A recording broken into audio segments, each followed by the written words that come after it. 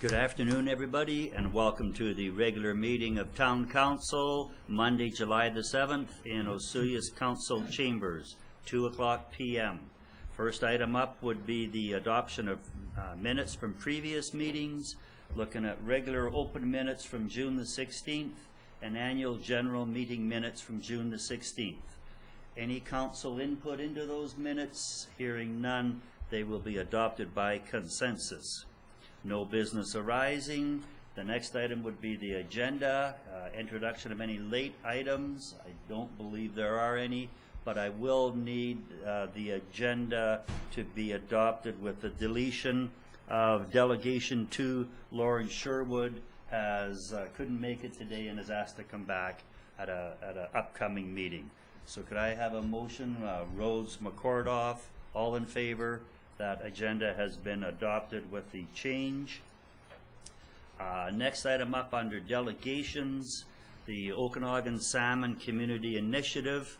I saw this presentation through the Okanagan Basin Water Board maybe 2 or 3 weeks ago. I really thought it should be presented to the town of Osoyoos, both with the print media and with Channel 18 here. This is truly a good news story. So I asked the people involved with this to come and make this presentation so that everybody could partake in the good news story. So I will turn this over to Rick Simpson, who I know Rick and some of these guys for a way back here through Water Board and other issues. Thank you very much, Mayor and Councilors. Appreciate the opportunity to talk to you today about this. Is a terrific economic opportunity for you, but I've been doing most of the talking, getting us sort of introduced. The talking from now on, since we only have 10 minutes, will be done by Richard Bussanich, who's the lead biologist on this project. Bob, Ken, Norm, and I are strictly here in support. When we get to the 10 minutes where you guys want to ask questions, remember that we're all very passionate and enthusiastic people. We don't want to keep you here too long, but if you keep asking questions, we will. It's a very interesting presentation. Well, thank you, folks. Richard Bussanich, biologist with the Okanagan Nation Alliance. Pleased to be here, speaking on a pilot, a success story, as Stu mentioned, which, unlike any other fishery in BC, is very Rick, unique. You can't sit. Oh, you have to sit there? Well, she wants me to operate the dew fungus here. Okay. Well, you're... Should I sit over there, maybe, or? Want me to over here? Okay. Then I'm going to run over Mr. Cunningham's feet. So sorry, Richard. That's okay. No, it's fine. I, again, very pleased to be here and speak to a pilot this coming year, which is meant for unity building, an opportunity that's hosted by the Okanagan Nation Alliance through the Osoyoos Indian Band and nation members, but really finding a way to bridge and create unity with all fisheries, not to be divisive or anything like that, but to find a way to get along. And so this collective group not only represents band and band members and First Nations folks, but it represents rec fishers, commercial fishers, foodies, and the whole bit. And we're here to share, promote, so that you folks are aware and help us to leverage the interest here at the local community. So I'll get right into it. How do I make it go?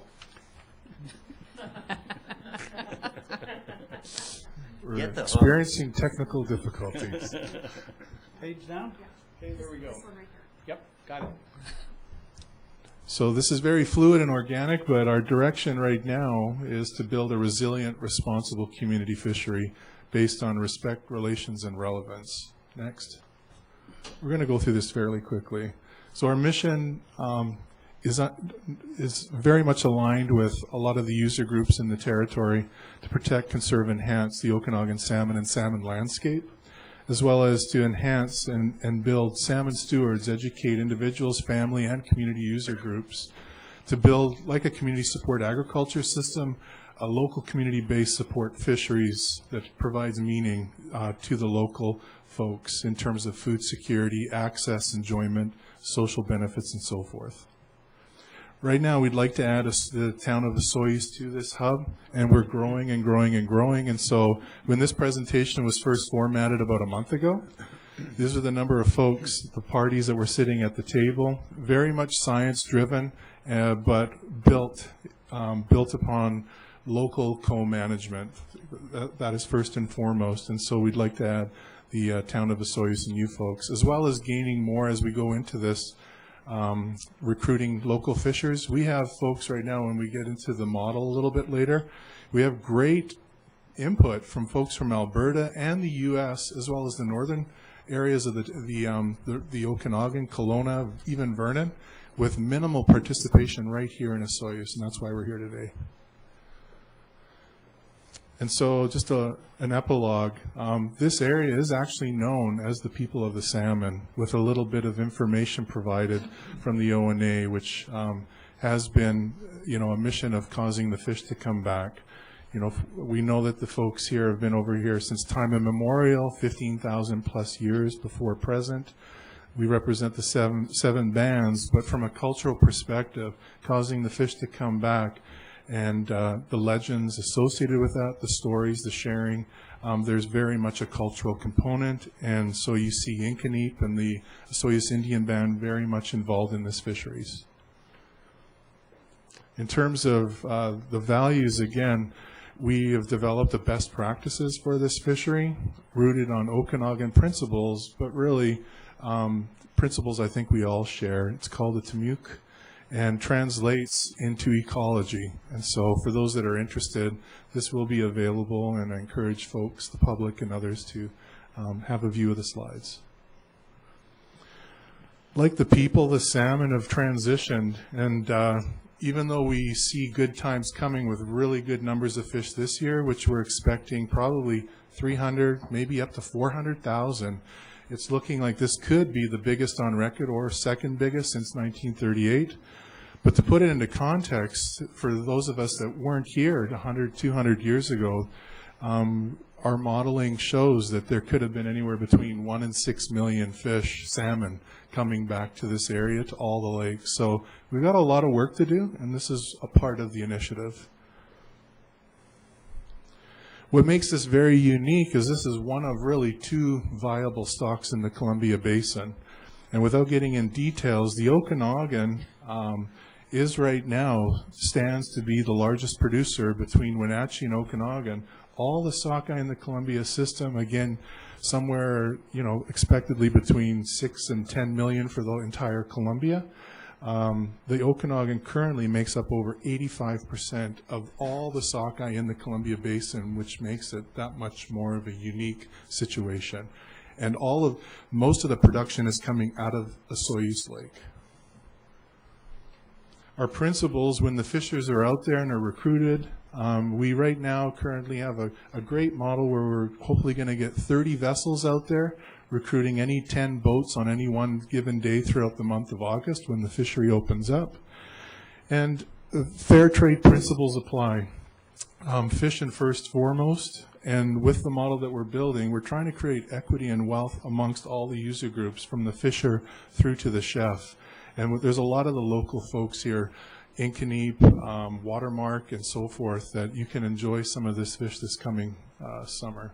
And so we've embedded responsible fishing practices all throughout.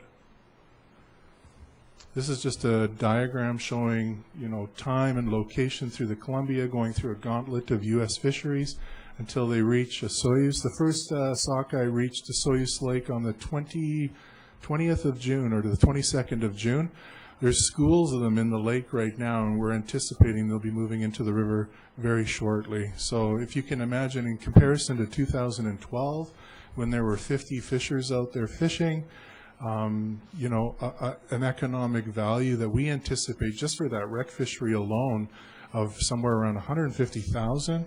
Then added on top of that the commercial fishery, which generated $250,000, and then all the other local spin-offs. This fishery for a 2-3 week period will be generating $0.5 to $1 million easily in the month of August. So really trying to raise that profile.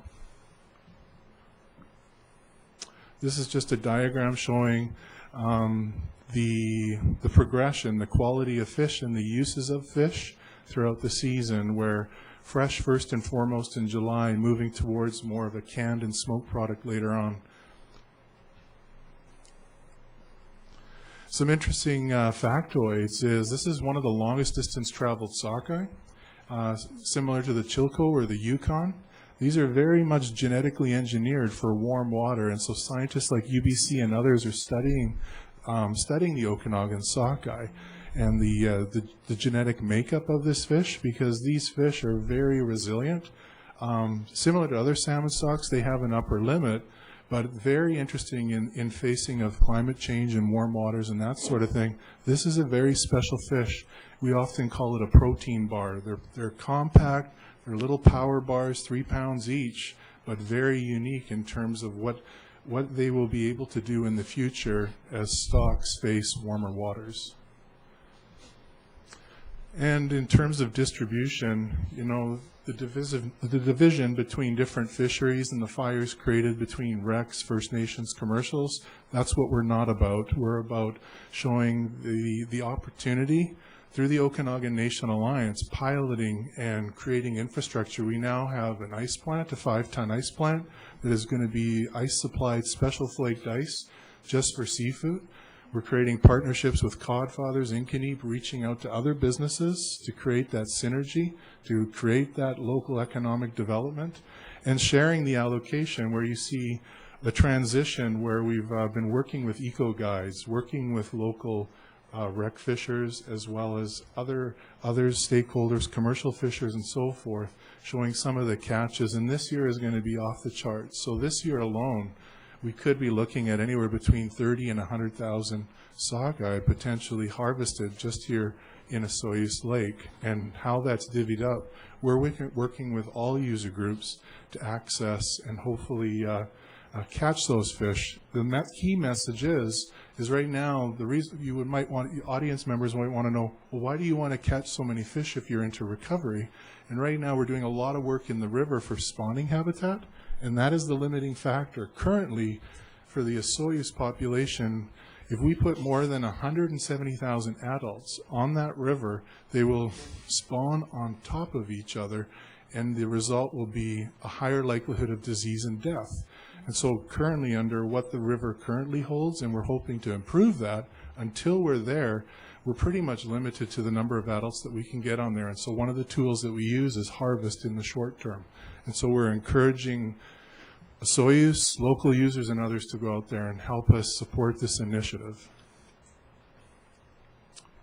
Some objectives in terms of, again, community support fisheries, supporting a 100-mile diet, building our network with the local fishmongers and other outlets that are interested in doing roadside sales, developing an all-new practices for a very unique warm water fishery, but first and foremost, just letting people know that there's salmon here in Osoyoos. I won't go through this next slide, but this is just documents where the fisheries and the timing is to occur this year. The proposed fishing plan, where again, we have a collective of fishers that just want to go out and fish and give back. And so right now the model's looking like for every 10 fish they catch, there is a minimum that they will be able to retain. But in addition to that, to be thankful for the time that they've put in, they will be receiving fish back. Not a gift, mind you, but they will be receiving fish back. The proceeds from this fish go into spawning gravel. They go into the catch monitoring, putting the infrastructure in place here in the lake to actually provide fishers access and so forth. So it's we've got a very detailed fishing plan that you can read for yourself. We have some marketing to do, and so eventually we'd like to move. We're going to be this year, again, testing what's called QR codes on product of the fish, so that when they're in retail outlets local to the area, people will get a chance to not only know that they were caught on Osoyoos on this day for provenance, but we'd like to create the buzz, you know, caught by Louie Baptiste, and a little ditty on Louie to enrich that story.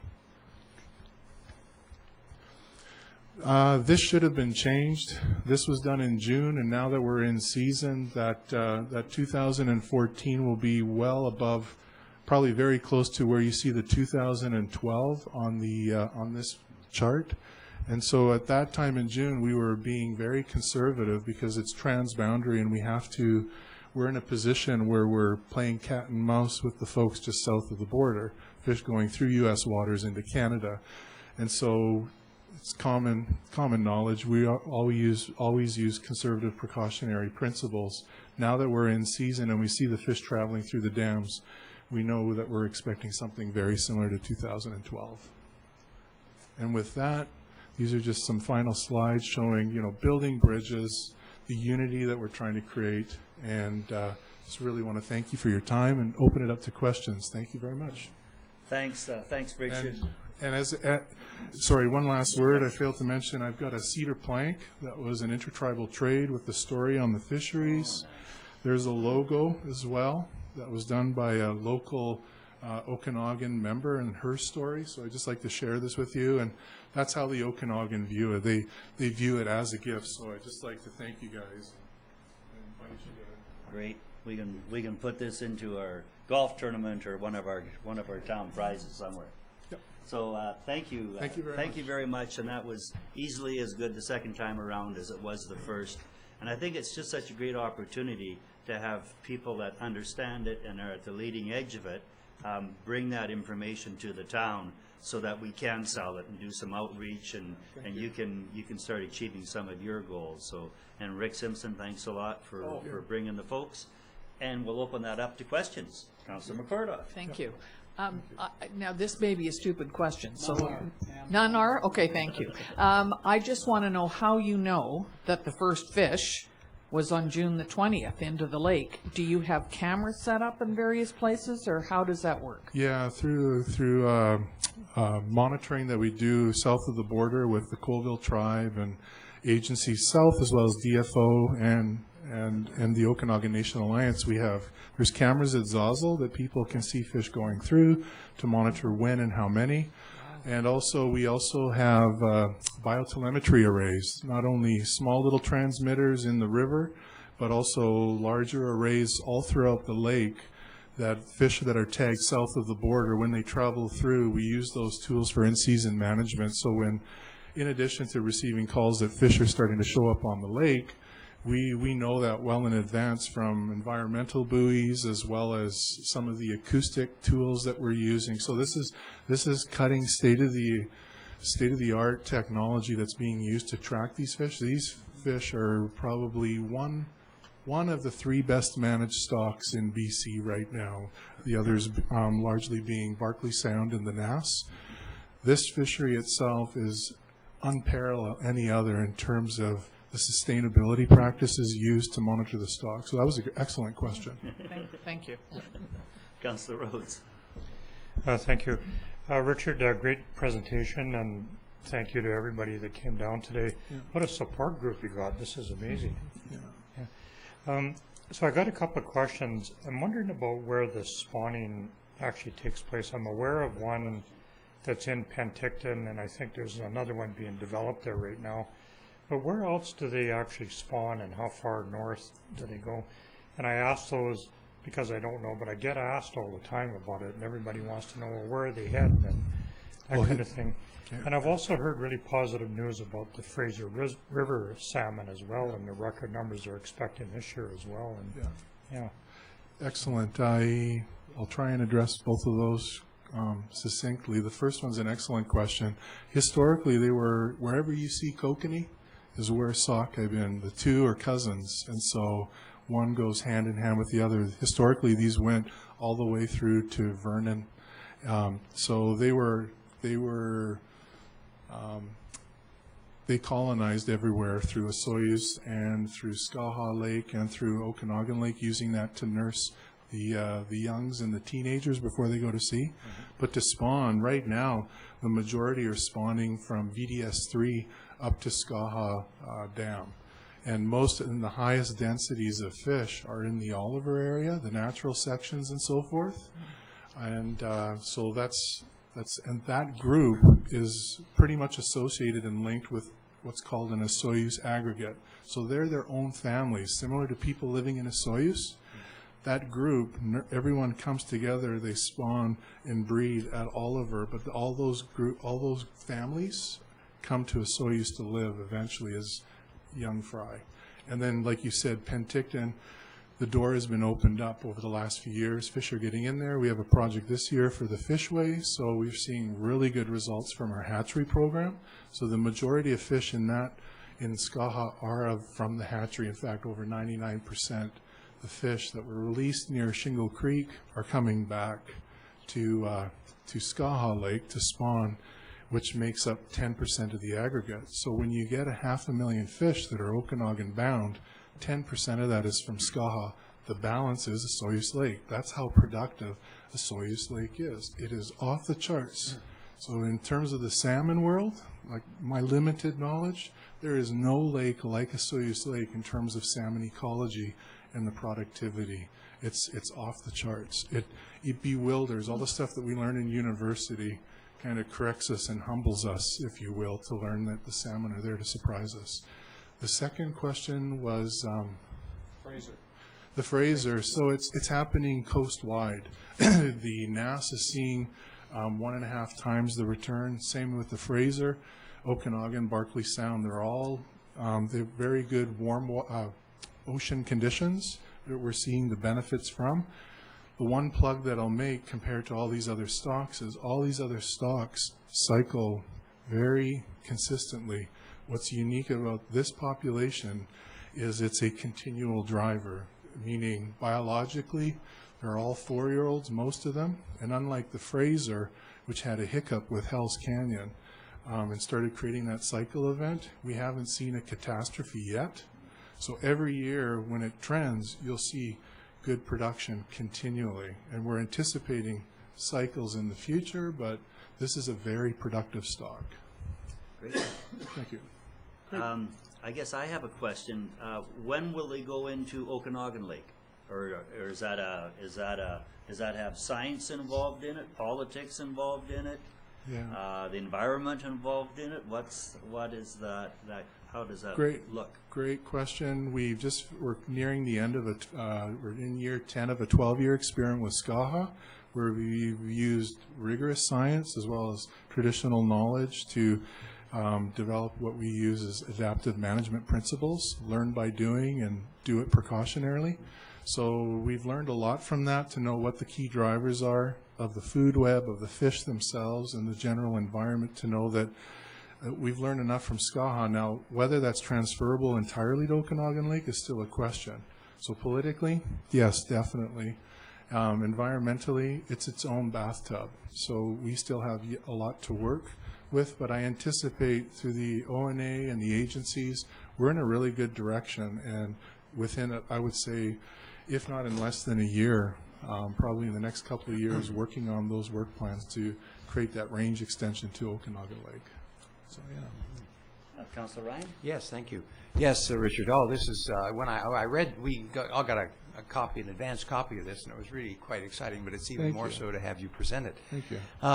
And I have one question. I'm a member of the Water Quality Society here in Osoyoos and do water testing on the lake weekly.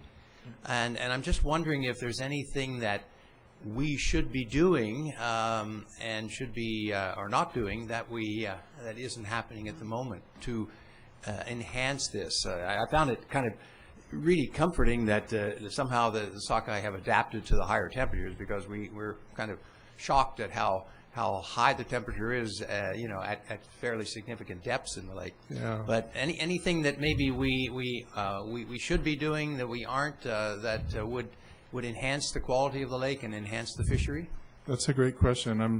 I'm not an expert in limnology, but I'm going to reflect on what Dr. Kim Hyde and Dr. McQueen have provided through their works in the lakes here.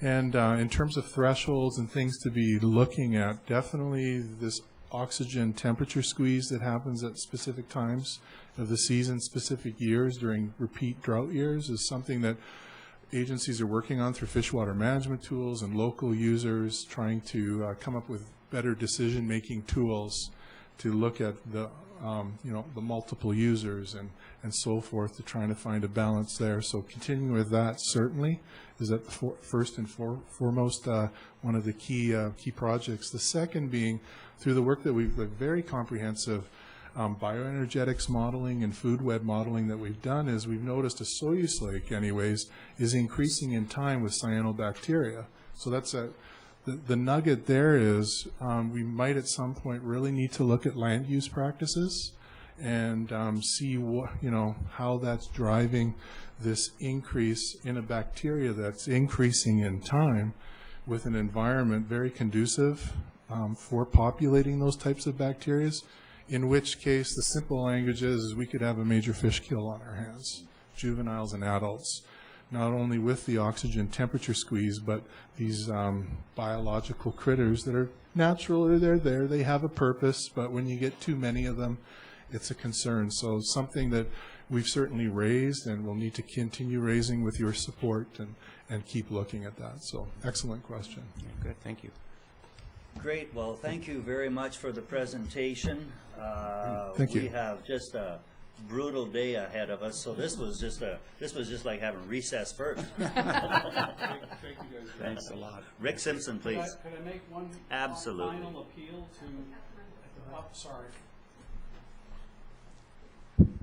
Could I make one final appeal? I know that we're well over our time. We may need to get in touch with some of your staff regarding parking for boat trailers during this fishery, and I'd appreciate whatever direction you can give us to who we should talk to. We have a number of options and alternatives, but we'd prefer to work with you rather than being off in left field somewhere. So thank you very much, all of you, for taking almost a half an hour out of your busy schedule. Appreciate it very much. If there's any follow-up, feel free. You have our contact information. Thank you very much. Okay, as to your question, Ms. Van Vienen, CAO Romanco, they can give you a couple business cards. Make contact there, and we'll see if there's... I'll be in touch with you tomorrow. Yeah. Thank you. Okay. Thank you very much, John. Thanks a lot for the presentation, and the Osoyoos Wildlife Federation, and bringing this all forward. And Richard, thanks a lot to ONA for the years of work they've put into this program to get us this far. It really is neat. Okay, moving on. Looking at item 2, Lauren Sherwood was removed as a delegation. No water matters correspondence. Right into bylaws. H1. Public Moorage Regulations, a report from Deputy Corporate Officer, which in this case will be our corporate officer. Ms. Van Vienen, please. Thank you. Council gave 3 readings to Public Moorage Regulations Amendment Bylaw number 128701 2014 and Municipal Ticket Information Systems Amendment Bylaw number 127908 2014 on June 16, 2014. The bylaws are now being submitted for adoption. The Public Moorage Regulations Amendment Bylaw adds the definition of power loading and prohibits power loading at the marina. Schedule 25 of the MTI bylaw is amended to include a fine of $100 for the infraction of power loading.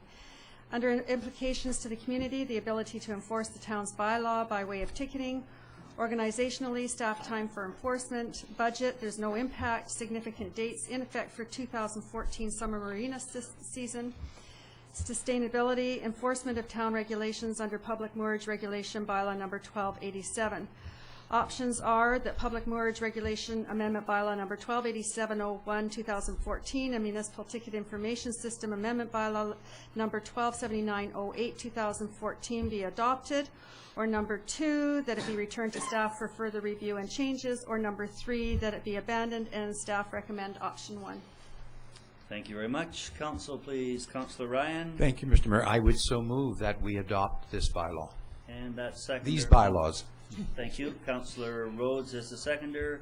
Discussion on those. Any further discussion on them? I think we, Councillor Ryan. Yes, not discussion really, but I'm just assuming that we'll have appropriate signage and so on to warn people that power loading is a punishable offense. We have it now. Okay, good. Anything further? All in favor? Opposed? Carried. That passes. Next item up, Councillor Ryan on the, oh, I don't have that. Councillor Ryan on the out of town. Was this? I don't have it on my. Oh, why it's don't I have the it? Economic Development Workshop in Oliver. Right. Right. Yep. Okay. Yep. And it was $100. It was a day. It was the day. Yeah, it was $100. $10 yeah. I'll have that moved by Councillor McCordoff. Plant. All in favor? Thank you for your day. Next item is sewer servicing of the Butula property. The folks have been here before on numerous occasions. We have a report here from CAO Romanco, please. Thank you, Mayor Wells. Attached, please find a previous staff report that addresses the Butula's request to receive town sewer service. This July 2nd, 2013 report was taken to council and a motion to provide service to the Butulas and their neighbors was defeated. The general direction of council at the time was not to have any extraterritorial sewer service until the sewer capacity study was completed. The sewer capacity study is now completed and out for public comment. The attached report from June 16, 2014 brought the request back to council for consideration. The following motion was passed by council. Be resolved that council directs administration to bring to council further information in 3 weeks' time on town boundary extension processes to assist council with its decision making. In discussions with provincial government staff and a review of the provincial government resource material entitled Municipal Boundary Extension Policies Guide and Municipal Boundary Extension Process Guide, it is noted that the process and policies are the same no matter how large the boundary expansion. Therefore, it is recommended that the boundary expansion be very strategic because of the large amount of work to complete the task. The larger the boundary expansion, the greater the detail and sophistication of the actions needed to complete it by the municipality. Council has the ability to request a boundary expansion for one parcel or any defined area as long as the first parcel is coterminous to the municipal boundary. A majority of the people in the identified boundary extension area have to agree to the jurisdictional change. Council has the option of denying the servicing of the property or approving the sewer service request based on a variation of the following actions. 1. Boundary expansion to include the property.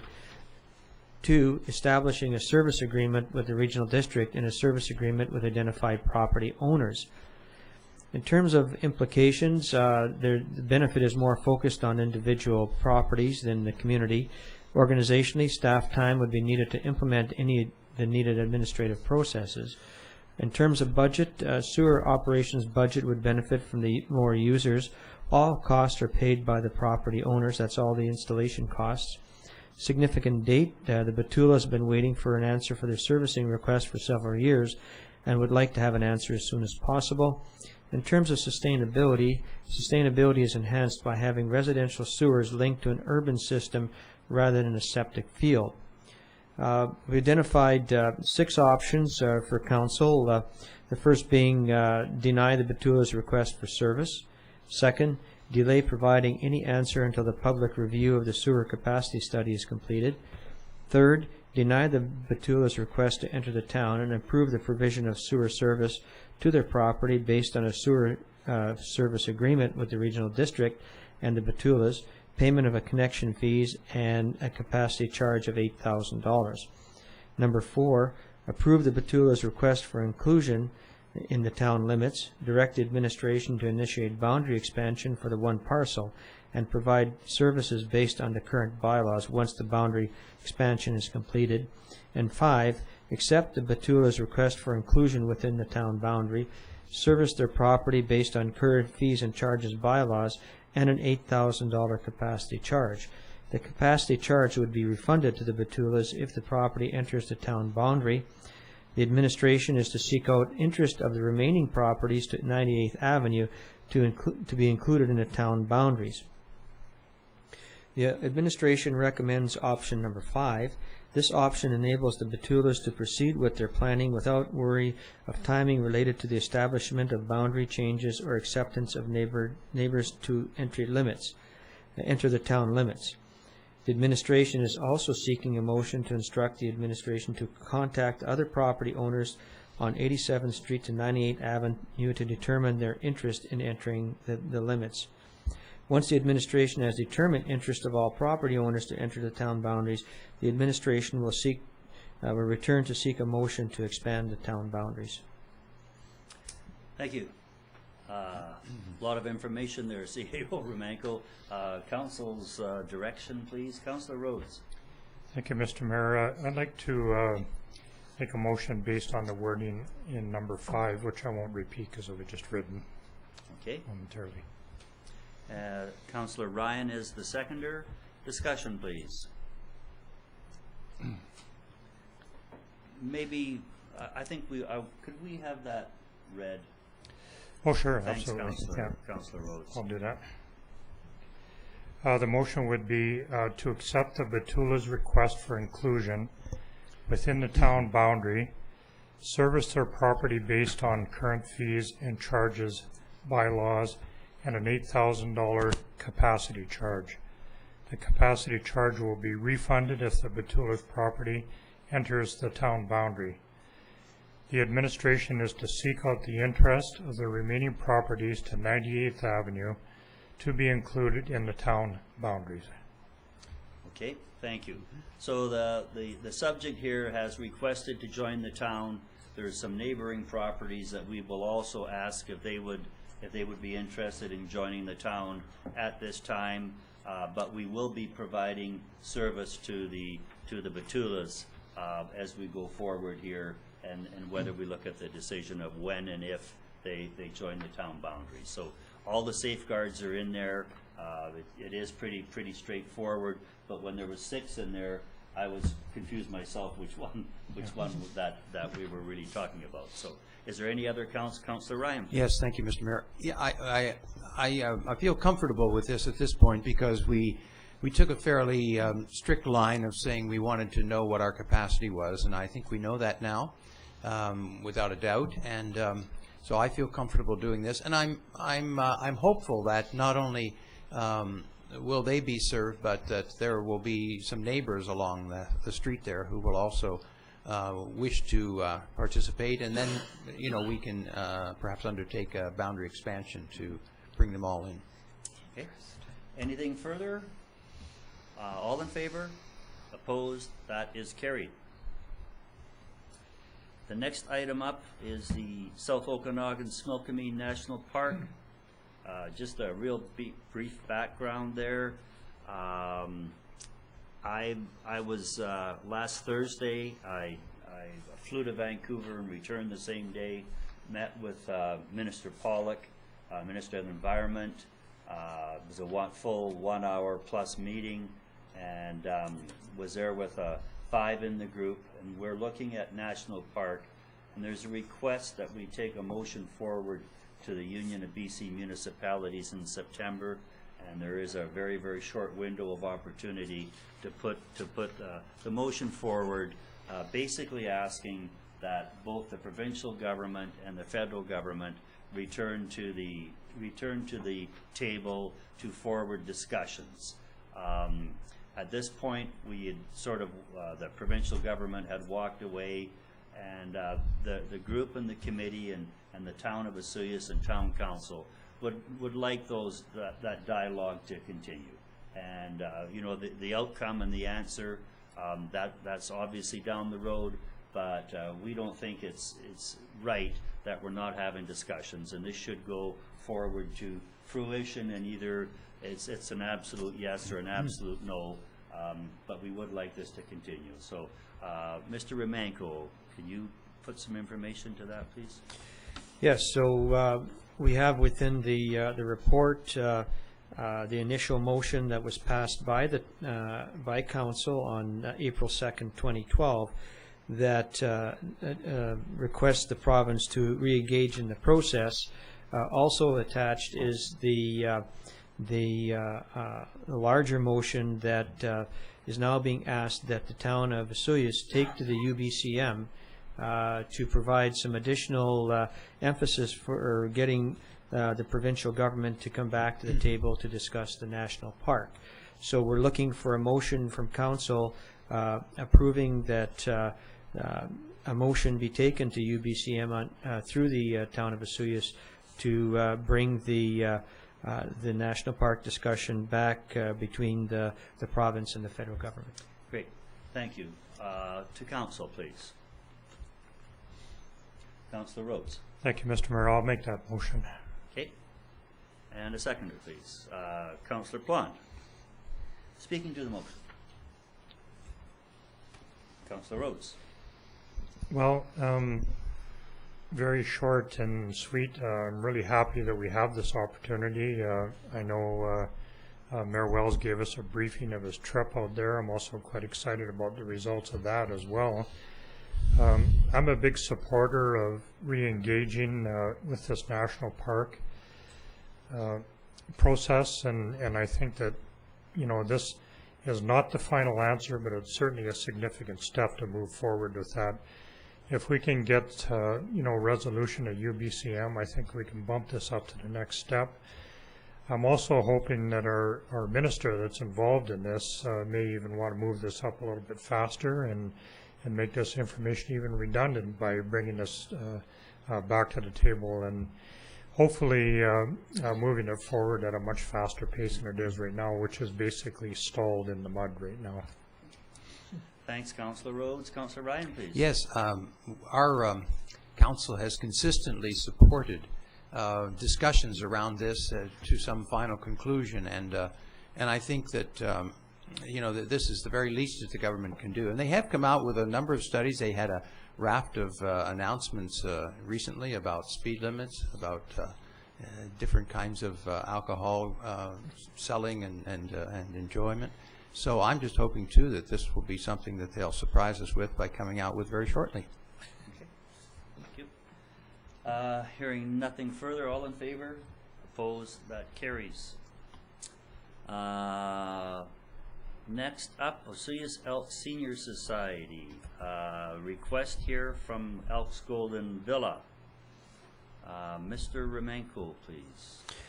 Thank you, Mayor Wells. Attached is a letter from the Osoyoos Elk Seniors Society making a request for funding in the amount of $716.80 to supply materials for a compacted surface on private lands to develop a walking path. Apparently, historically, this path has gone across these private lands and has provided a shortcut for the society's residents. The attached request requires the municipality to provide funding for materials that will be installed on private lands, but makes no request for installation. The society will be responsible for installing the materials and has an agreement with the landowner for this project. Installation by town staff or contract is not recommended because the town would require an agreement with the landowner and then would have to assume liability of the pathway. In terms of community benefit, the benefit is focused on increasing accessibility for the society's residents. There's no organizational impact. In terms of budget funds can be taken from the Community Grant and Aid or the Community Development Fund. There's still $1,000 in the provincial team travel funding in the Community Grant and Aid, or approximately $2,000 in community development budget. In terms of dates, the society is looking for a decision as soon as possible. And in terms of options, the first one being to provide the requested amount of $716.80. The second is to deny their funding. Third, provide another amount as identified by council. And four, request additional information prior to decision. And the administration is recommending option one. And like I said, the funding would assist with council's accessibility goals. Funding is also available through identified community grant budget or the Community Development Fund. Thank you very much. I'm just going to go right to Councillor Rhodes on this one. He was the champion dealing with the group from Elks Golden Villa. So, Councillor Rhodes, please. Thank you, Mr. Mayor. So I'd like to make a motion based on the wording in option number one. Thank you. And I'm going to second that. I fully support this. and it's really good. All the folks that live at Elks Golden Villa, they cut across the back of the Legion there to get to downtown, the post office, and it's quite a saving. And there's people in there in walkers, wheelchairs. There's lots of people that are physically challenged, and if we can get this path across there and compacted, it would be a great plus for the folks that live there. Larry, the manager of Elks Golden Villa, he did a good job of getting, there was old tree stumps and bumps and things in there, and I don't know how he got to do it, but all of a sudden he got it all cleaned out and pushed off, so allowing this fill to go in and complete the project. So good, it's good work. Anything, Councilor Cordoff? Thank you. I just wanted to point out that that this is on private property, and that the Elks Golden Villa people have received full permission from the landowner. So this is not something that can be just done because it's on a whim. So you do have to go through the correct way of doing this, and I certainly support it. But it has the full permission of the landowner. Thanks, Councilor McCordoff. Anything further? All in favor? Opposed? Carried. Thank you. Next item up, Transit Operating Agreement. Ms. Van Vienen, please. Thank you. The town operates the South Okanagan Transit System through South Okanagan Transit Society on behalf of the province. This includes the local municipal share of the budgeting and setting of the bus rates. The purpose of this report is threefold. One is to alert Council to a larger amount of funding required for the 2015-16 operating year. The second is to request Council consideration of an additional increase to provide for a Friday run to Penticton. Currently the bus only runs Monday to Thursday. And thirdly is to request Council consider fare increases. For the funding for 2015-16 under lease costs, for the past 5 years, the town has received Public Transit Infrastructure Program PTIP funding in the amount of $13,387 each year for a total of $66,934. This was to pay for the local share of the vehicle lease fees. This funding was applied for through the UBCM, and staff have been advised that this program is no longer available. Staff have been advised by BC's Transit that a new bus is slated for Osoyoos for 2015-16, and lease fees will increase to $26,852. This being the case, Council can look at using funds from the Community Works Fund under the gas tax agreement to cover some or all of the lease fees. The 2014 net local share for transit is $5,063.01. Currently, there is a cost-sharing formula to share costs with the Town of Oliver and the RDOS. With the current formula, the associated cost for lease fees would look as follows, and I won't read out all of the numbers here, but for Area A, the total increase would be $2,056.88, Area C, $3,080.96, Area D, $3,712.84, Town of Oliver, $4,580.05, and Town of Osoyoos, $8,358.26.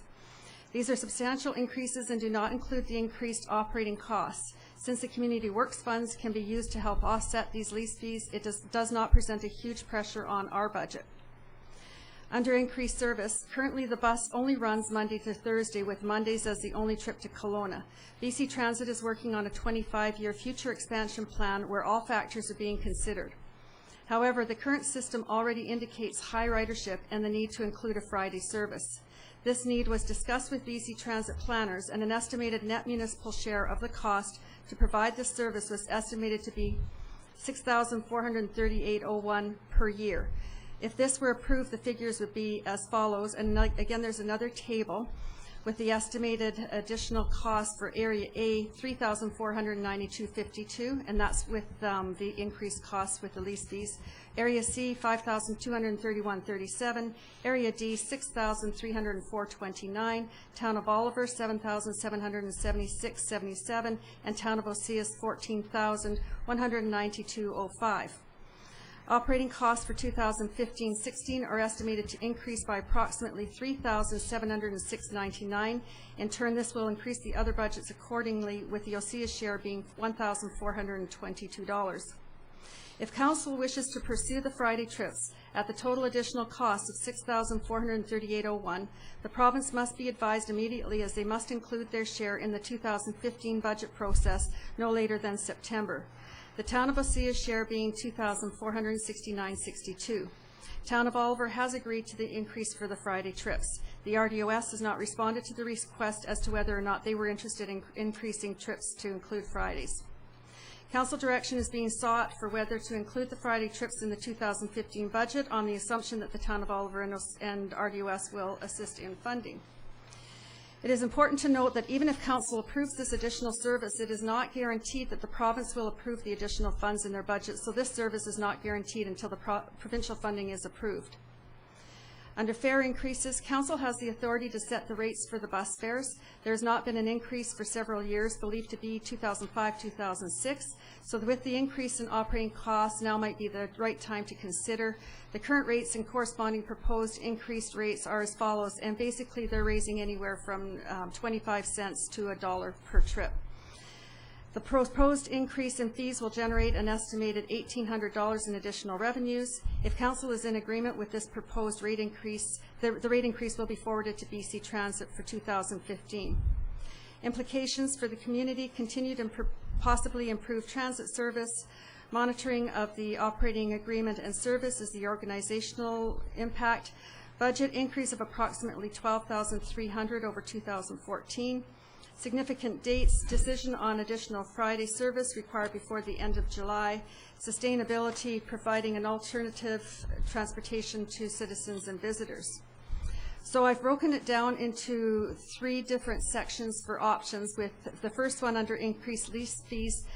There is only one option, and that is that the Town of Osoyoos cover its 2015 budget increase through the Community Works Fund. If we don't have this increase, we're not going to have a bus service.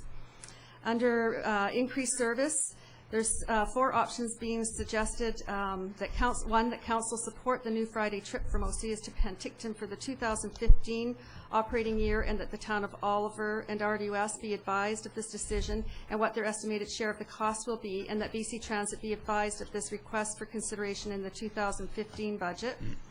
The Council supports the new Friday trip from Osoyoos to Penticton, and that prior to sending response to BC Transit for budgeting purposes, that the Town of Oliver and RDOS approval also be obtained, which we have Town of Oliver's. The Council support the new Friday trip from Osoyoos to Penticton for the 2016 operating year, or that Council does not support the new Friday trip from Osoyoos to Penticton. And under fare increases, number 1, that Council approves the proposed fare increase as shown in this report, and that these fares be implemented in the 2015 operating year, which is April 1st, 2015, or that Council approves the proposed fare increases as shown in this report, and that these fares be implemented January 1st, 2015, or that Council not approve the proposed fare increases. Staff recommend the following. Under increased lease fees, option 1 is recommended. Increased service, option 1 is recommended. The timing is of the essence in providing the province for advising the province for the 2015 budget deliberations. However, to proceed with this increase without the approval of the RDOS could leave Osoyoos responsible for a larger portion of the increase of $6,438. Under fare increases, staff recommend option 2. This will require changes to the Rider's Guide and website and advertising ahead of time. The Rider's Guide is usually published in February or March of each year. Thank you. Take a breath. I have a question of Mr. Zackel. When we were looking at the numbers up there in the grids, we're less of a contributor, and we're paying more money. So is this is an assessment based, again, my touchy subject? Yes, this is based on assessment, and it's based on assessment within the Valley Bottom. So you take Area D as an example, the OK Falls area. That is just all the Valley Bottom area of assessment. Area A, Area C, same thing, Valley Bottom, because the bus will only run in that areas for picking up handy note and things like that. And they have that actually broken out? Yes. The Valley Bottom? Yes. One of the biggest benefits that we do have is our partnership with Interior Health, which is a major contributor towards the revenues for our transit system. For getting our people up to their medical appointments. Absolutely. Okay, so it's not on population or anything like that. Just No. on our assessments. No. Okay, Council, please. Councilor McCordoff. Thank you. I just wanted to, I was quite surprised to see the costs of running this. And it seems to me that it's very cost efficient, isn't it? I mean, from the point of view of the rider, $11 to go to the Kelowna airport. Does that interfere with other bus services that we are planning to have soon? No, it doesn't. So it's not that other bus service that's going to the airport was quite a bit more expensive than this. I can't comment on the actual price, but because the bus only runs on Mondays to Kelowna, and there is only the one ride, all right. the other service will get the rest of the week or anything not going in the morning of the Monday. So some of these things on here are do not run Monday to Friday. They That's are right. just on certain days. Kelowna just runs once a week. Okay. Well, I certainly think that we should be encouraging people to use the bus. So I'm quite in favor of this. Any other comments? We need some recommendations. 1, 2, 3 of them. 3 categories. We can do them all together, I think. If we could do them separately, it would be helpful. Perfect. Please. Okay. Councillor Rhodes. Well, I'll do the easy one, the first one, on the one that we have no choice on. Yeah, and I'll second that. Okay, great. Any discussion? All in favor? Opposed? Carried. Okay, under increased service, Councillor Plante. I would also recommend, as the staff recommended here, is to go with option 1 and increase the service. Okay, and a seconder, Councillor McCordoff, I saw. Any discussion on that? Hearing none, all in favor? Did the service and the fare increases, Councillor McCordoff? Yes, I'll approve option, I think it's number 2. Okay. That approves the fare increases as shown in the report and these fares be implemented January 1st, 2015. Thank you. And that seconder, Councillor Ryan, discussion, all in favor? Done deal. Moving on to the fire hall. Report 4, the fire hall final design. Report from Director Cunningham, please. Good afternoon, Council.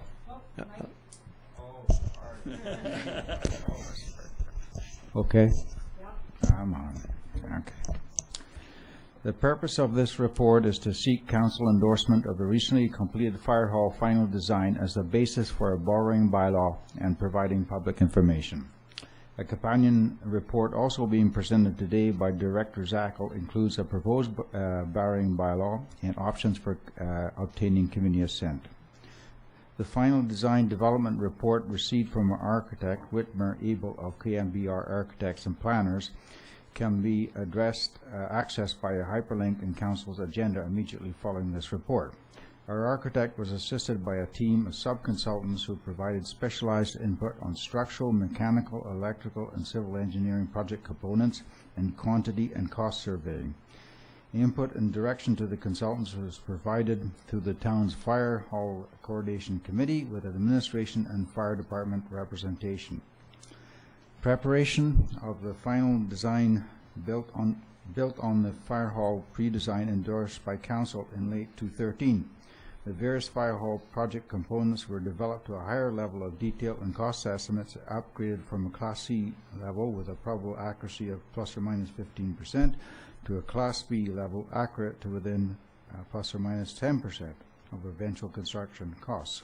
Some improvements were also added to better service fire department operational requirements.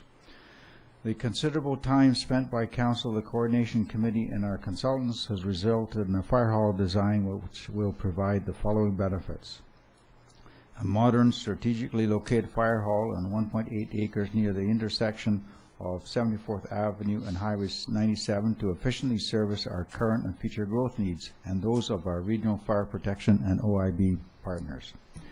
An operations first design standard focusing on the functional needs of our fire department to provide high quality fire and emergency services, and which will assist with volunteer firefighter recruitment. A durable facility built for long life cycle and low maintenance costs and designed to post-disaster construction standards to ensure that it always remains operational when needed. A 7,200 square feet operational area with 4 double operators bays to accommodate potential long-term equipment needs, including a ladder truck, as well as 363 square feet of administrative space for offices, operational support, and storage, including an upstairs mezzanine to accommodate expansion. Inclusion of a multi-purpose room which will serve as the town's emergency operations center in the event of a disaster. Other facility features and site installations to meet our fire department's advanced training needs on site, including a training classroom and tower, an asphalt training area with practice gas line, and an underground draft pit storage tank to practice refilling. Environmentally responsible design features to promote energy efficiency, water conservation, indoor environmental quality, and use of renewable and recyclable materials, which will advance the town's sustainability objectives and achieve eligibility for federal gas tax funding support, and an attractive fire hall that fits our local design motifs and will boost community pride and broaden our assets for attracting growth and investment. The total project cost to be shared with our partners equals $6 million and $18,000. Of this, $5,393,000 is for facility construction, outside improvements, on-site servicing, and landscape, and includes a 5% design contingency cost to cover any required design and pricing requirements, and a 4% construction contingency cost for any change orders during construction. The remaining $625,000 covers future consulting services needed for working drawings, tendering, and construction management through to completion. Excluded from this cost sharing are the town's contributions for land acquisition, off-site servicing, consultant fees to date, a 213 geotechnical site assessment, continuous staff time, and some engineering input. Options. Option 1, council endorses the fire hall final design. 2, requires changes. 3, does not endorse. Impacts community. Build a high-functioning fire hall to protect public safety. Budget see above. Organizational see above. Timelines. The timelines needed for voter assent process are included in the report from the Director of Finance. Depending upon voter assent, the fire hall could be built in 215. The sustainability, the proposed fire hall will meet high green standards. Staff recommends option 1, that council endorses the fire hall final design as the basis for a borrowing bylaw and providing public information. And that concludes my 15th report on the fire hall. Thank you. Council, please. Councillor Rhodes. Thank you, Mr. Mayor.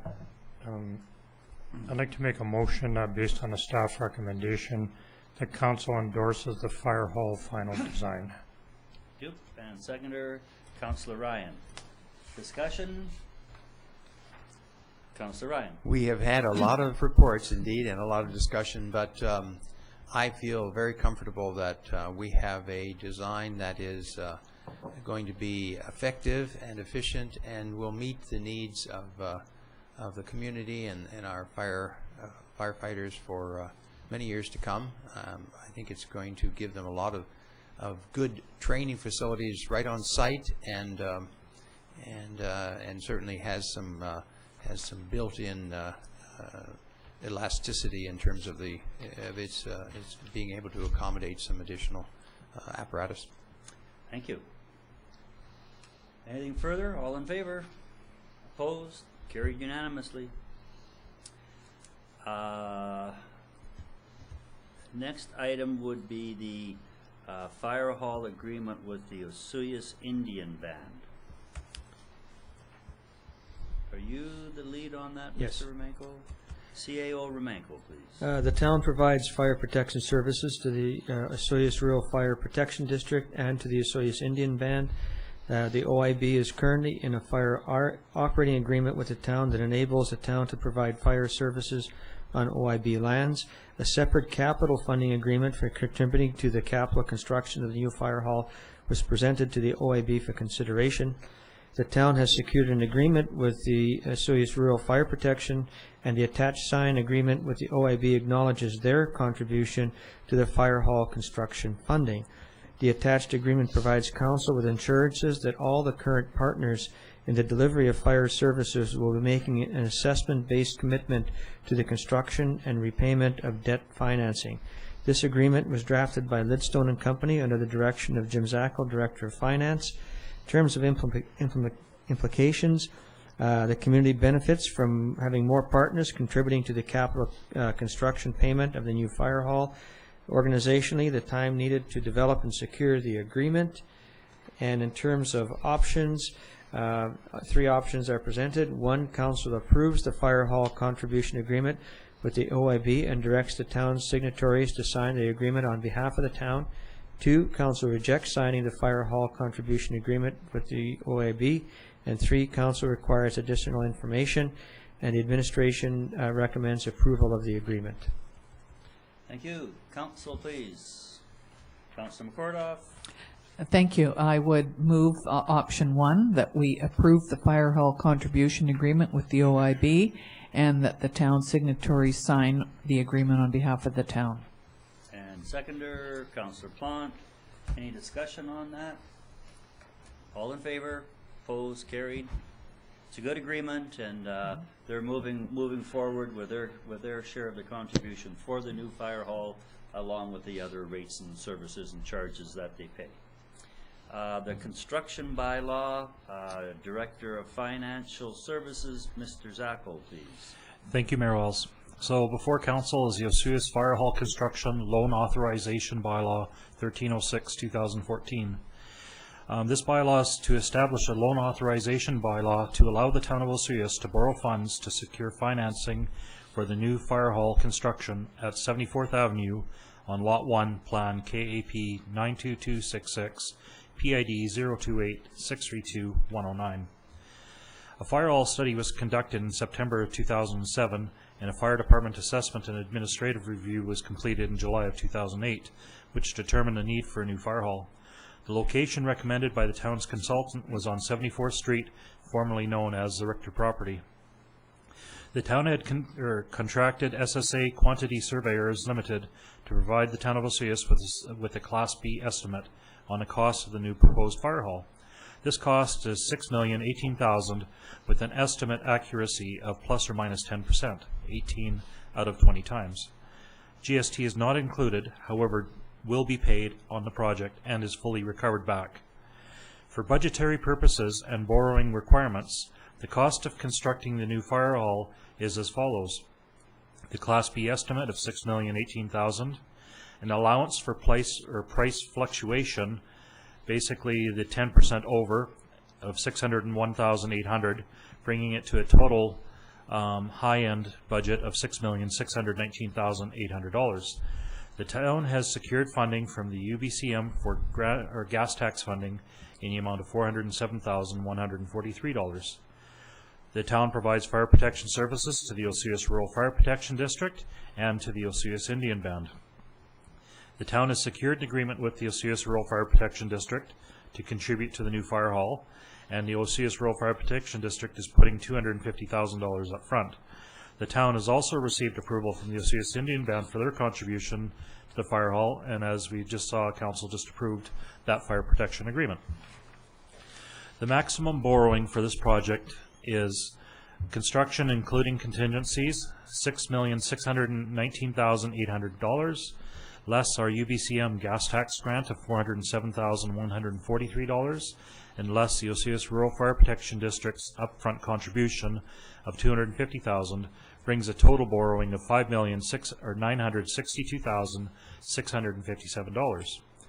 Borrowing will be through the Municipal Finance Authority over 30 years at an estimated 3.3% interest rate. The annual debt payment is estimated at $303,082. This is subject to receiving elector approval, either from the alternative approval process or referendum.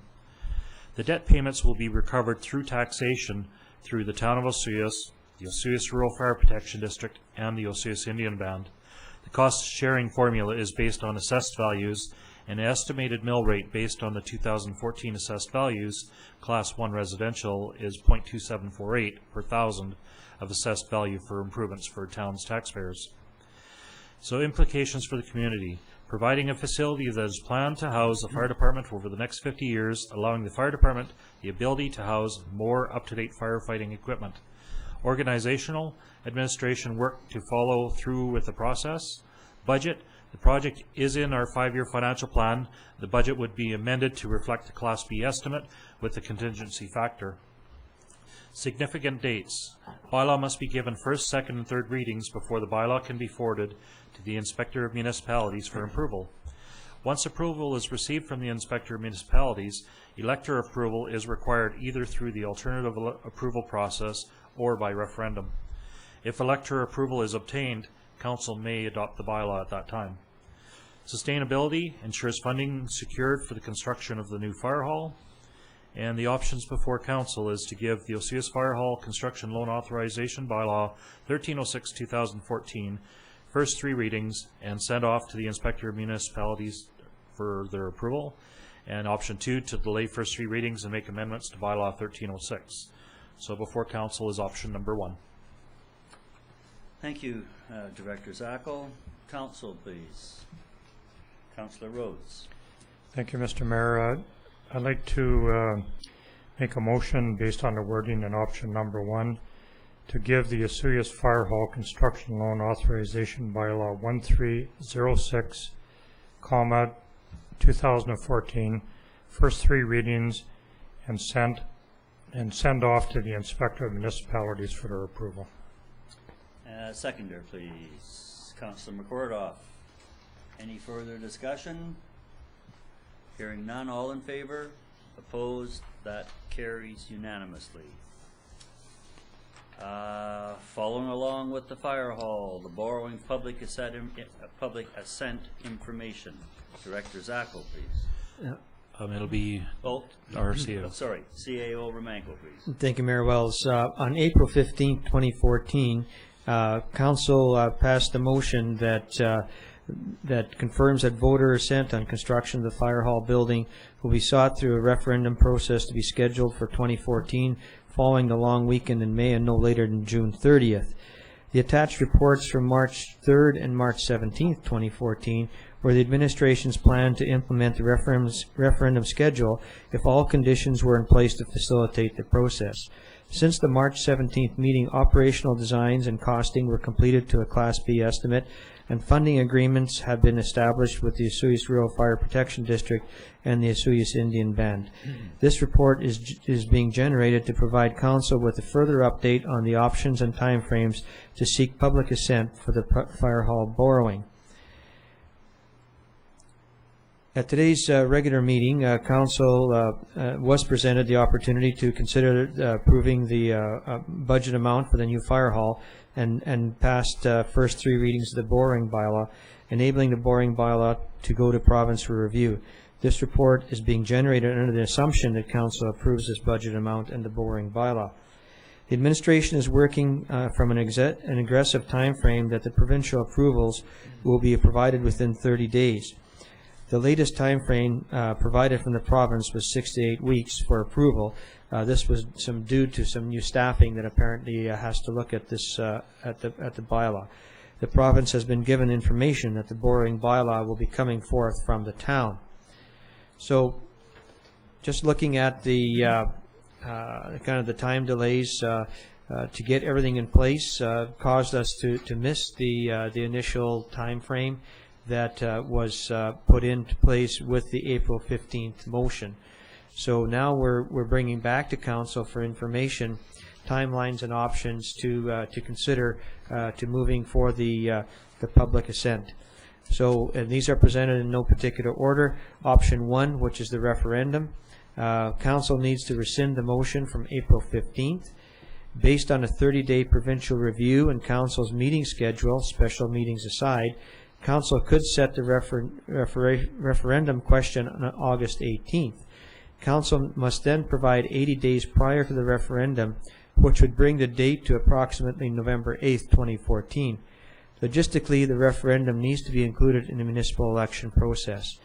And so the option is to direct the administration to prepare the needed administrative and communication processes and tools to have the referendum as part of November municipal elections. As I said, we've run out of time to do a referendum prior to the municipal election. Option 2 is the alternative approval process. Here, Council needs to rescind the motion from April 15th. Based on a 30-day provincial review and Council's meeting schedule, special meeting dates aside, Council could make a decision on use of the alternative approval process on August 18th. Council must advertise in 2 editions of the newspaper of their intention to borrow funds using electoral assent through alternative approval process. Council must provide 30 days after the second notice in the paper to the electorate to respond to the alternative approval process. If a petition of 10% or more, which is 474 members of the electorate, comes to Council, then Council must use a referendum to receive electoral assent to borrow the funds. If electoral assent is obtained from Council, then Council could pass the borrowing bylaw on approximately October 6th. The bylaw is then sent off to the province for certification that allows 30 days for electors to apply for the bylaw to be squashed based on inappropriate electoral processes. In terms of implications, organizationally, the staff would not be able to orchestrate both the referendum and the election votes on different days in November. In terms of budget, approximately $8,000 to hold a referendum vote. In terms of significant dates, the municipal elections are on November 15th, with an advanced poll on November 5th. So the options that the administration is presenting in front of to Council is to pass a motion to rescind motion IC 4914 and implement the public assent of the fire hall borrowing to a referendum vote concurrent with the municipal elections on November 15th, 2015. Option 2, pass a motion to rescind motion IC 4914 and use the alternative approval process to implement public assent of the fire hall borrowing once the province review of the borrowing bylaw has been completed. Option 3, pass a motion to rescind motion IC 4914 and wait for the province approval of the borrowing bylaw prior to addressing the nature of electoral assent processes. And option 4 is to take no action at all at this time. The administration is recommending option 3. The time frame for carrying out the directed action is passed. Therefore, rescinding bylaw IC 4914 would put closure to this motion. Once the borrowing bylaw receives approval from Council, once the borrowing bylaw receives approval from the province, Council can address the options available given the relationship of the time frame to municipal elections. Thank you.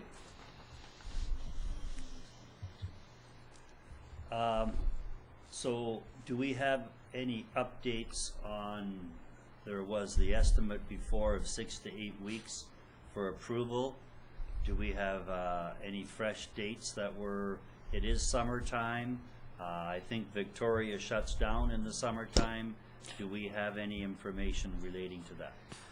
I don't believe the staff out there shut down over summertime. They continue working.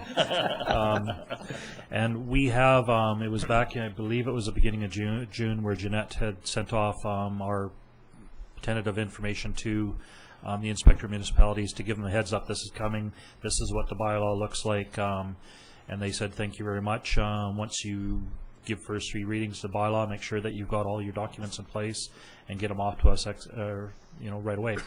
That's what I'm planning to do. I'm planning to have this out by courier tomorrow, so that the province has it. We try to keep that date going. In their correspondence back to us, it was 6 to 8 weeks that they said in there. But we're hoping that with the heads up notice that we've given, that it should be hopefully a little bit quicker. Okay, but if it is, then we're almost basically looking at referendum at election time. That's sort of what I see happening here.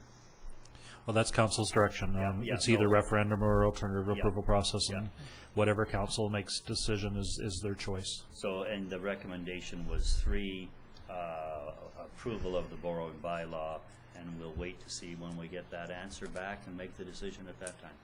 Yeah. That's, our sense was that the province was giving us kind of the worst number figures, and again, based on the discussions and timelines, we're hoping that the 4 weeks is sufficient. That's why, we're just hoping that it can come through in that period of time. Okay.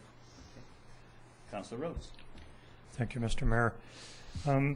So the way that this report is presented, the purpose of not making a decision right now would be on the assumption that we would go full referendum and then tying it in with the provincial election. If a person was sitting here right now and you were in favor of the alternative process, we could put that forward at this point. Am I correct in understanding that, or? You could at that time, but we really don't know when the bylaws coming back from the province, and given that it could be could be up to 8 weeks. We don't know when the time frame would be pushed. That 30 days and the 2 weeks electoral process. It may be too late. Well, you may be into November, and then that sets up a whole different scenario as well. So if I may, one of the difficulties that I have right now with the recommendation is the fact that I'm not sure whether I would like this to be an election issue in November. I don't feel really comfortable with that. And one of the reasons for that, there's a lot of different reasons, but my main one would be perhaps if there was a challenge against this whole process, that it would distract away from the single focus thing that may occur if we try to tie it into an election. And to me, that's just not fair to the residents in our community, because a lot of times those things can become very controversial. And I like the alternative approval process because it is a message to not only town staff but certainly mayor and council that if we do achieve those 474 opponents to what we're proposing, that's a pretty strong message that we better have a referendum. If we don't, it kind of means there's acceptance of the whole thing. So I'm not sure if I would, I'm kind of liking the number 2 option. I don't see how it distracts away from anything that we're trying to achieve. And it certainly gives us an option to keep that out of a provincial, province-wide, and certainly our municipal election in November. And so I would like to put that motion on the floor right now, and hopefully I'll have a seconder for it. So we're looking for a seconder for option 2, which would be the alternate approval process. Councillor Plante is the seconder. Okay, I'm going to say a couple things here at this point, and I like the alternate approval process, and one of the reasons is if we don't, if we're going to a referendum, you wouldn't have it as a standalone referendum. You'd roll it into the November the 15th election. Again, what Councillor Rhodes was talking about, we probably would get single issue candidates that would be running just on for the fire hall or against the fire hall. It would certainly have a different slant on the November the 15th election. And second to that, if we get the referendum into November, there's a lot of people that are not here. And I know people can take issue with that and saying, well, if they're not here, too bad, they don't get their vote. And I understand that statement, but I also understand the statement that people do go for extended winter vacations in California and Arizona. These people are good citizens, they pay their taxes, they are away. And when you look at a referendum that has a $6 million figure, we're really cutting the number of voters down by having a referendum in November.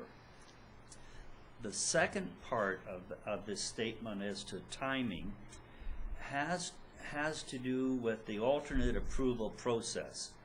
So the alternate approval process for the people watching on TV, you have to have, they'd come into the front office, they'd have to have 474 people to come in and say no for this to be defeated. But the nice part about it is that it's a 30-day window. And that 30 days really means something, because it would be backing up what Councillor Rhodes is saying here. So you've got 30 days in, we'll call it August sometime.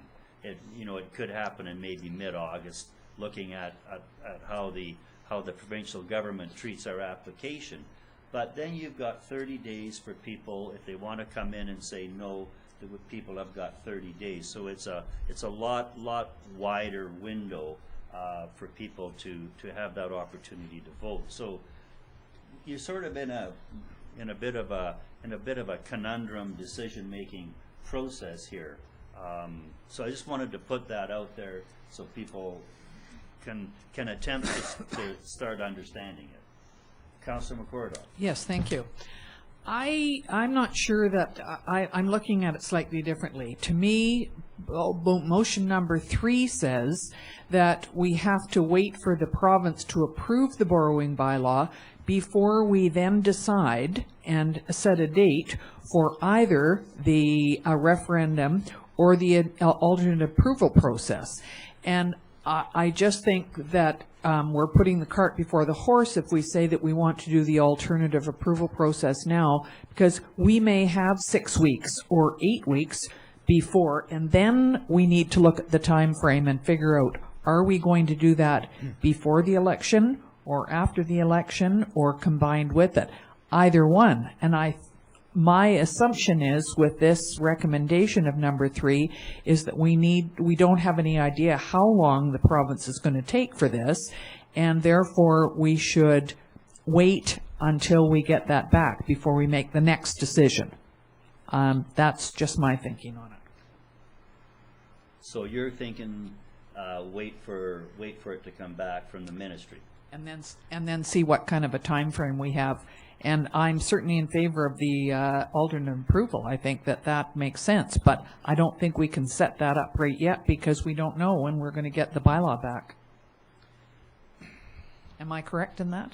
I wasn't sure whether I read it that way. The recommendation was based on the scheduling, and not knowing when it was going to come back and how much of a window would be available to work between now and the municipal election.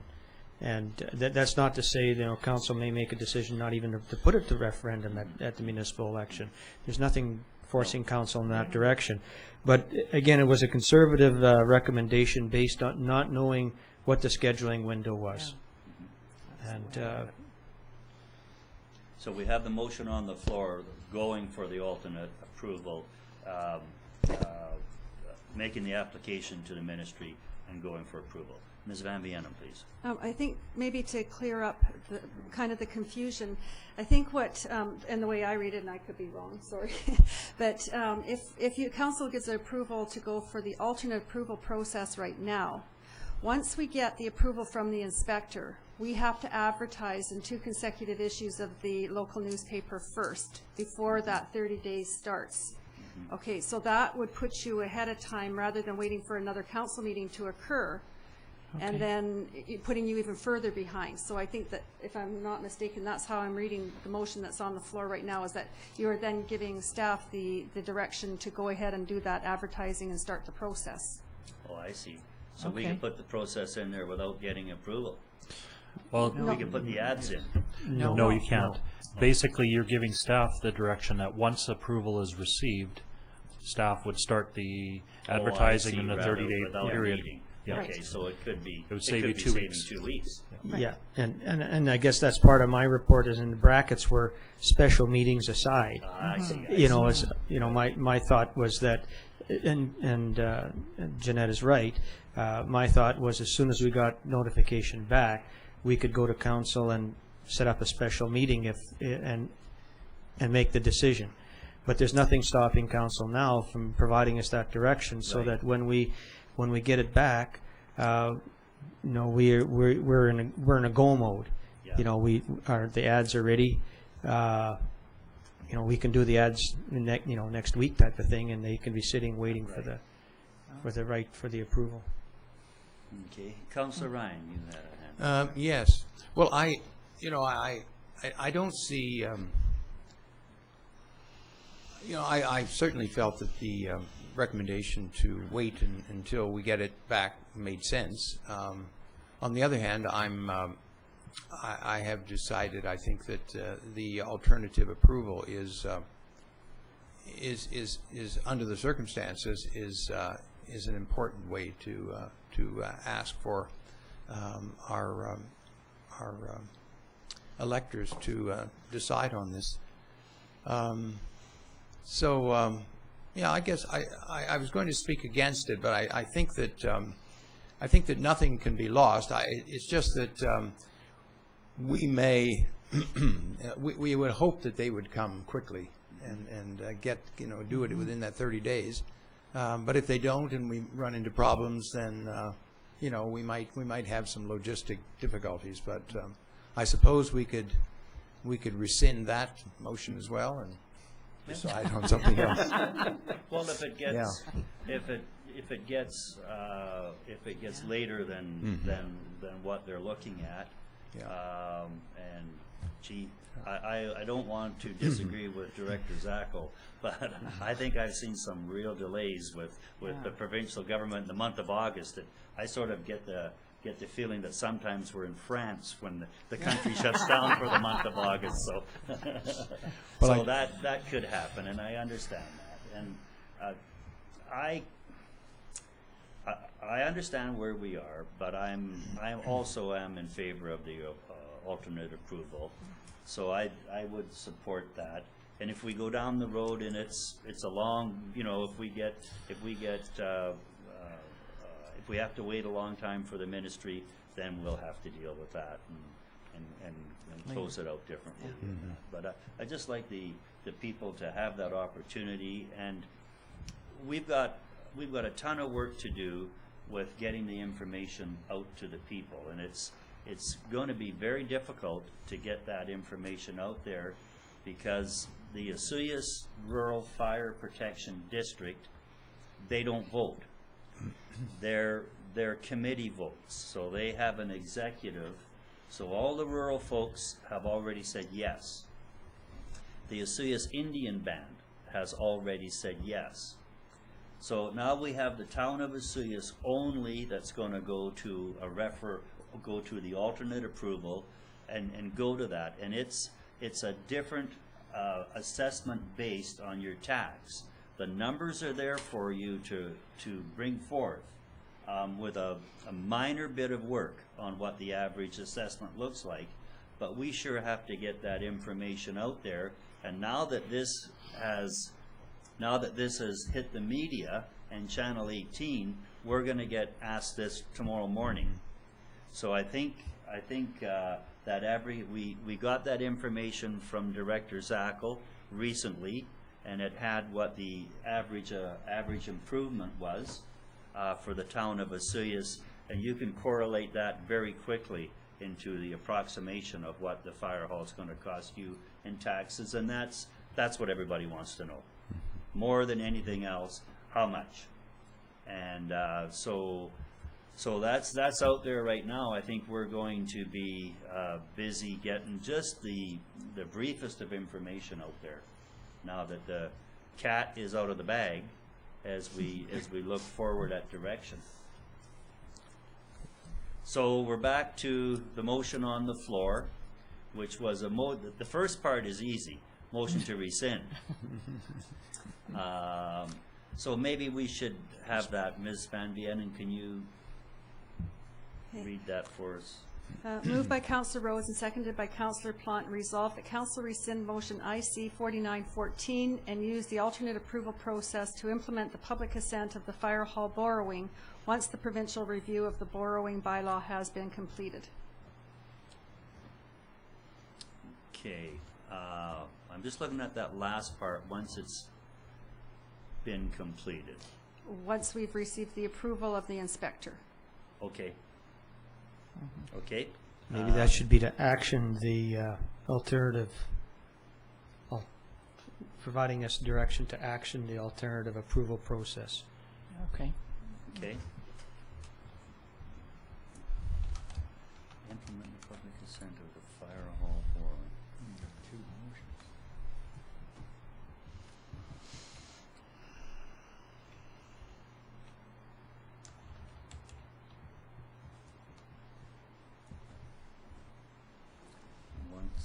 Once it's been completed. I wouldn't mind hearing that back again. Sure. And resolve that Council rescind motion IC 4914 and that staff action the alternate approval process for public assent of the fire hall borrowing once the provincial review of the borrowing bylaw has been completed. Okay, okay. Anything further? All in favor? Opposed? That is carried. Thank you. Thanks, Mr. Zackel. Thanks, Mr. Cunningham.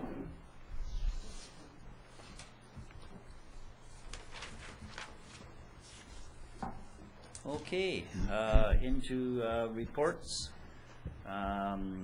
Financial accounts. Accounts payable for council approval. General cash requirements in the amount of $505,566.05. Sun Bowl cash requirements in the amount of $3,396.48. Net payroll accounts in the amount of $72,169.92 for receipt only. Any input into those accounts? Hearing none, approved by consensus. The building permits, total for the month $397,000. Year to date, $2,500,000. Year to date last year, $2,085. So we're still a bit ahead, $500,000 or $400,000, I guess, from 2013, but certainly not the strongest years we've seen. Motion to receive Rhodes McCordoff. All in favor? Thank you. Then we have some minutes from meetings, Emergency Executive Committee, Large Events Planning Committee, and another Large Events Planning Committee. Does anyone want those broken out? Does anyone want to speak to those? Councilor McCordoff? Sure, thank you. Thank you. I attended all of them. These are meetings that are held by the town before each of the events, and having been involved with the Osoyoos Festival Society in July 1st activities for about 30 years, I have been at many of these meetings. I think it's they bring together all of the people who are involved, and this year it was not only July 1st, but it was Desert Live, and so fire, police, ambulance, bylaw, public works, all of the people get together in one room and they talk about the issues, and everybody's on the same page. So I thank Ms. Van Vienen for doing these 3 minutes. Thank you. And I was attending those meetings also, just because they were that important to the town, and looking at the Desert Live Festival. And as a part of this reporting out, there also is post-event meetings coming up, both the town through corporate services and the organizational groups themselves are getting together just to kick it around a little bit and see what we could do to improve it in future years. So looking for, again, was there any input into those? They can be received by consensus. Okay, thank you. Received by consensus. Next up is the CAO report. Mr. Romanko, please. Thank you, Mayor Wells. Just a few of the activities we've been involved over the last 3 weeks since the last council meeting, starting first in community services. The ice plant was started, and we are making ice at the Sun Bowl. The first rent will start July 19th, and we've got a busy schedule booked with a number of West Coast All-Star camps, ringette camp, figure skating, Coyotes identification, Osoyoos hockey camp, and the Audrey Bakewell power skating. There will also be public skating and some stick and puck sessions. Community Services Master Plan update. They'll be holding a second open house on July 16th. This was a meeting that was canceled earlier. That'll be at the Sonora Center at 6:30 p.m. We're hoping people can take a day from the beach and come out and help us with our planning for our future community services. The summer program is underway. They have officially called it the Cactus Kids Day Camp, and they're running a number of themed weeks to give the kids something to do during the summer. The leisure guide is out, and some new programs include some youth kayak exploration, kids outdoor adventure fun, and 2 family splash days at the Osoyoos Splash Park. In terms of corporate services, they were heavily involved in the large event planning meetings with Desert Live and Cherry Fiesta. The transit issues, including budgeting and future planning. Been working closely. The transient issues have been ongoing with the cooperation of the province has moved them away from some areas, cleaned several times along the walkway and behind the airport. And the RCMP have been very, very diligent in this particular matter, helping us out. Bylaw officers have been dealing with aggressive dogs and enforcing the restricted dog requirements of the dog bylaw. And also boat trailer parking issues have been dealt with, as well as some specific traffic issues at the boat trailer marina parking lot and the Cottonwood. Finance, taxes as of July 2nd were 95.07% collected with an amount almost $11 million. There'll be a few straggler payments, but for most part we are comparable with previous years. The pre-authorized payment plans are up to 322, which is 56 more applications than other years, and they were working also on the fire hall contribution agreement. Planning and development, a development variance was approved on June 23rd for the owners of 23 Sonola Key. Involved 2 firsts. It was the first time the town used the services of the Board of Variance that we share with Electoral A for administrative efficiencies. The board's supporting staff report was provided by the RDOS and is the first product of their agreement with the town to provide us with development planning support. The approved variance will allow for a 27 square meter addition to be built on the front of the house.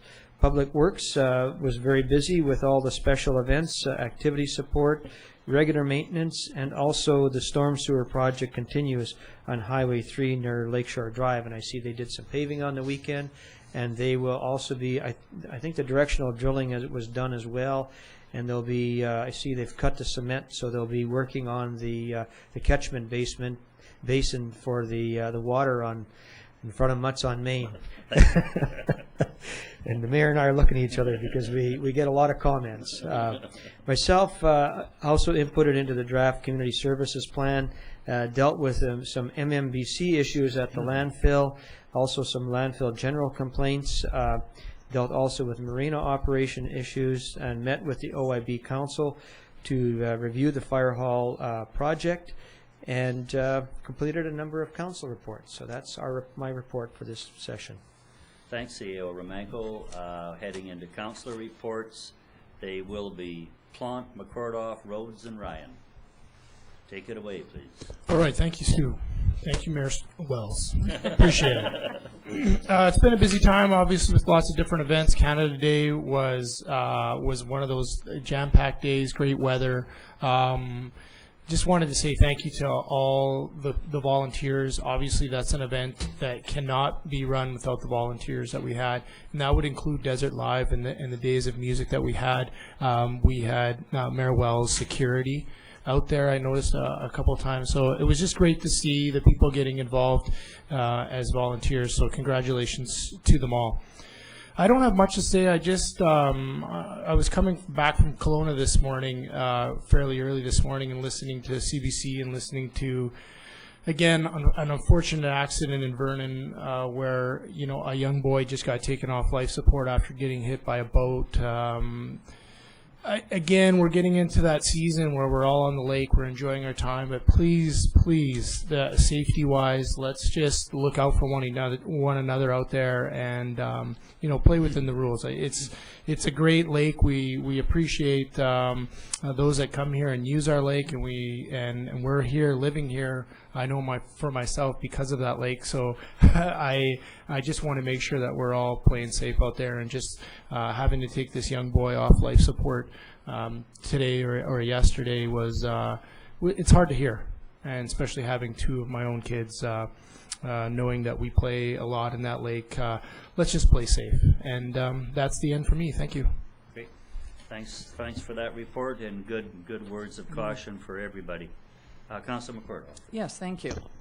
Yeah, it has been a busy couple of weeks, and it's nice to have some nice hot weather here and people enjoying in a more of a quiet atmosphere. So a couple of things that I attended. One was the Economic Development Essentials for Local Government workshop put on in Oliver on June the 26th, Ministry of Jobs, Tourism and Skills. And when I got there, along with Councillor Ryan and Director Cunningham, I realized that it was really more of a rehash of one that I had been at in Kamloops a year and a half ago. However, it was good for me to go through the options again. And when they asked to us to introduce ourselves, I said that I had been at the one in Kamloops Economic Development Conference, and I said that one of the things I had learned there was that the business walks was an option, and I did tell them that we in fact did get the information and did a business walk going through all of the businesses in town about a year ago. The executive director for Destination Osoyoos, Gail Scott, was also at this meeting, and she was quite involved in that and has done business walks before up and down the valley, Peachland and further north. And so I think she was quite pleased that we had actually done that, and I think that now that she's taken on economic development for the town, that we'll probably see another one of those. At least she certainly knows what we're talking about. So that was a good refresher course for me. I also came to council chambers last week. There was I've got to read this, the Sri Chimnoy Oneness Home Peace Run is a global relay seeking to strengthen international friendship and understanding. And we did a proclamation here in council chambers, and the three young ladies that represented this walk, which apparently goes on all the time in many places around the world. This particular one in North America goes for 4 months through the States, down into Mexico, and up through Canada. And these three young volunteers, one was from Canada and two were from, and I'm thinking Croatia. No, Slovakia. Thank you. Thank you, Keith. And they were most interesting. They gave quite a description of what they did and where they went and why they got involved, and they're volunteers and they do this. And I have a feeling that Mr. Lacey will have something in the paper about it this week because he interviewed them. So that was interesting. I attended the royalty, the pageant, And I just want to say congratulations to our new royalty team, Tegan S. Bell, Ali Hutter, and Amara Leeson. They will be excellent ambassadors for our town, I'm sure. And I'd like to say congratulations to all of the volunteers in Desert Live and Cherry Fiesta. I mean, without volunteers, we wouldn't get many of these things done. They all did an excellent job, and there will be debriefing sessions, as the mayor said, where we look at things. And even though it's the 66th annual Cherry Fiesta, and I've been involved for about the last 30 years, every year there are things that are slightly different and need revamping and need to be looked at. So it just goes with the territory. Market on Main is doing well on Saturday mornings, and started down at Gyro Beach on Wednesdays. And because of the new liquor laws, we now have some wineries present at the market, and we have had 2 wineries there for the last 2 weeks. They were going to come to the market down at Gyro last week. Unfortunately, that was the same day that the accident was on the 2 semis up on the road, and the road was closed, so they weren't there. But please come out and sample the wine. You can buy bottles of wine, provided you don't drink it in the park. You take it home with you. And we are one of the first farmers markets in the province to, there's 1 or 2 others that started first. So it's going to be kind of fun, and you'll see a little different slant on this. So enjoy the summer, and thank you. That's my report. Thanks, Councillor McCordoff. Councillor Rhodes. Thank you, Mr. Mayor. Well, my intention was to come with a fancy report and dazzle everybody with all of the important information from the regional district meetings that I've been attending the last little while, but regrettably the agendas have been full of rural matters, and I really can't bring any information at all. There was not one item in the last 3 meetings that had anything to do with Osoyoos, and yeah, I'm going to let you down again, not have a report on that. Mike, Brianne, Rich, Terry, what a magnificent job you guys did with Desert Live. I understand that there was dozens of volunteers that helped you out with this, but the leadership that you showed in our community with bringing this event from a non-event into what it actually turned out to be, it was brilliant. I can't thank you enough. I was able to attend 5 of the different acts plus some of the local stuff that we had, and it was just absolutely amazing. When you hear from members of our community and tourists and guests in our town say things to you like, I'm not even a music lover, but I loved every minute of it was down there, how meaningful can that be? Very, very little in the way of negative responses. It was just a highly successful event, great entertainment, and man, I'm looking forward to next year already. So thank you, thank you, thank you. Very well stated, Councillor Rhodes. Very well stated. Councillor Ryan, please. Good, thank you very much.